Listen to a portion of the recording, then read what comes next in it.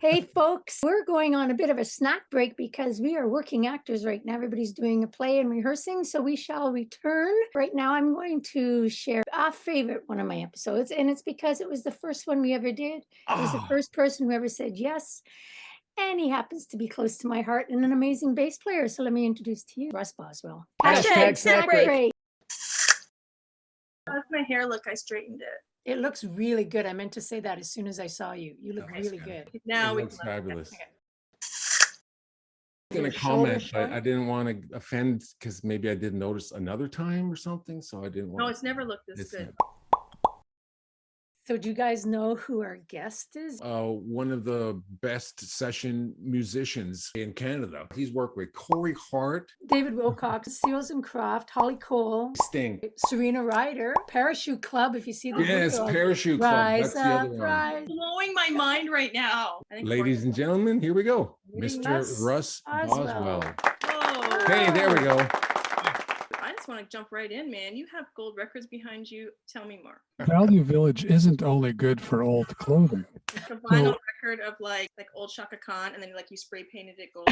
Yes, one of them is Boy in the Box, which I recorded with Corey Hart. Boy in the box. Serena Ryder. So many gold records. This is the caliber of guests that we have on this show. Day one. What about Never Surrender? Here you are.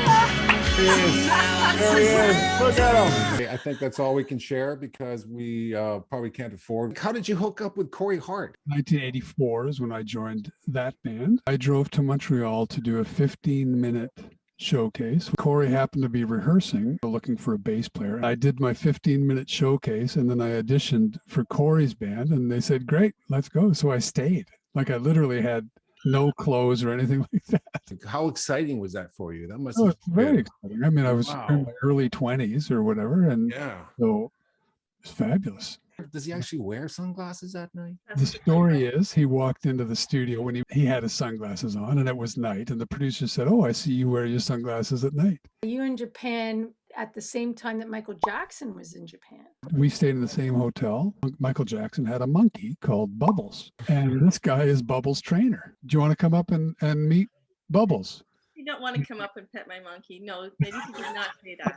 Did not. Yes, well, it was a double suite. He had his room and Bubbles had his other room. You know, we got to wrestle with Bubbles, pick him up and throw him across the room. And Bubbles would hit the wall and bounce back and drop kick the guy. And he was just having a great time. I want to know about Sting. I want to know how that happened. He's a bass player. You're a bass player. Look, he's had a huge influence on me since.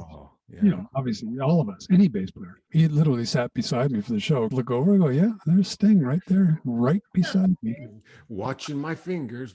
Watching you play the music that he wrote. Generous guy. You know, he comes by to chat and we jammed. Just to give people an idea, how many stand-up basses do you have? 4. So how many? Total, all bases. 18. How much? Huh? Come How on. many? Sorry. 18. What? 18? 1-8, yeah. I know what your most treasured bass is. Yeah.